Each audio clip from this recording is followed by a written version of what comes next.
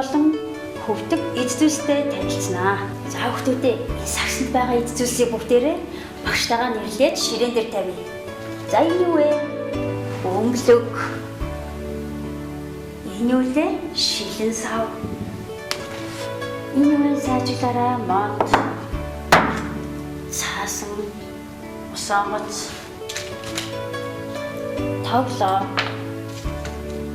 Энэ юу вэ? Сайн хараа хүүхдүүдээ. Чулуу.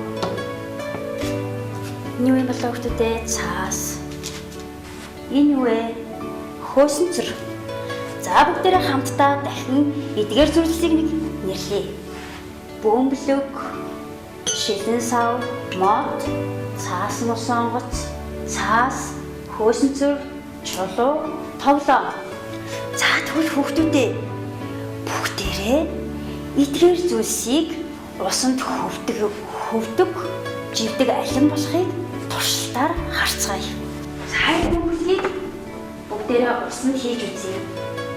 Жив болов хөөх болов та нар юу гэж бодож байна вэ хүүхдүүдээ? Хүүхдүүдийн нараач бөмбөлөг маань усан дотор живж гэнэ үү, хөвж гэнэ үү? Зүйтэй сайн байна. Усны дээр хөвж байна штэ. Энэ бөмбөлөг яагаад хөвж байгаа юм болоо хүүхдүүдээ? Хөнгөн, маш хөнгөн учраас усан дээр хөвж байна. За дараагийн шилайгыг хүүхдүүдээ анхааралтай саараарай. Яасан бэ хүүхдүүдээ?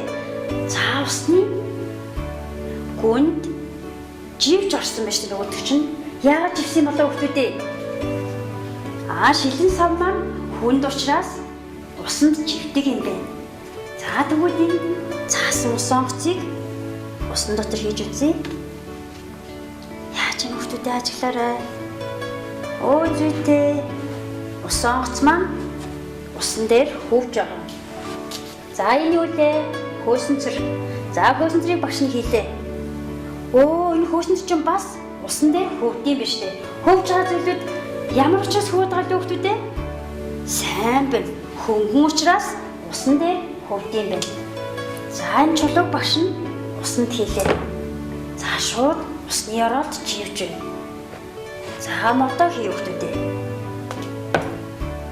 За энэ мод маань жижигхэн учраас усан дээр хөвж байна. За энэ жижигхэн цаасыг хүүхдүүдээ багш нь дахиад хийлээ.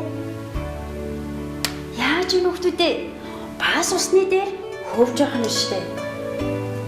За энэ хоёр тоглоомыг багш нь хийлээ. За анхааралтай нэг сайн ажиллая. За усан дээр яагаад эдгээр зүйлсүүд дээр нь хөвөд байгаа юм болоо хүүхдүүдээ? Хөнгөн, маш хөнгөн учраас усны дээр хөвж байгаа юм байна. За тэгвэл энэ усны ороод ямар зүйлүүд нь ингээд усны ороод орсон юм болоо хүүхдүүдээ? Живцсэн юм болоо? Сайн байна. Хүнд учраас усны ороод гүнд живж үлддэг байх юм шүү дээ. За хүүхдүүдээ бүгдээрээ одоо усанд живдэг болон хөвдөг зүйлсийг дахин нэг нэрлэлцгээе. За бүгдээрээ эхлээд усан дээр хөвж байгаа зүйлсийг нэрлэе.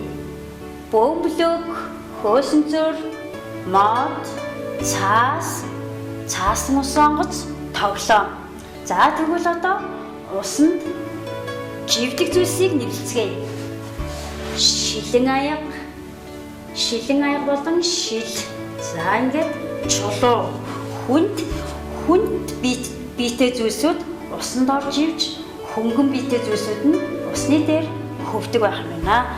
За тэгвэл ингээд усан дотор хүүхдүүд та нар хог, цаас, бохир зүйл хийж болох уу хүүхдүүдээ? Болохгүй байх юм шүү дээ. Усыг бохирдуулж болохгүй. Байгаль дэлхийгээ хайрлана. Өөрсдийнхөө уудаг усыг бас хайрлаж, хамгаалж, цэвэр байлгах юм байна шүү дээ. Ус бол чанар нэртэн. Тийм учраас усыг бохирдуулж болохгүй. Ариг гамтай хэрэглэж, хайрлаж хамгаалцгаая.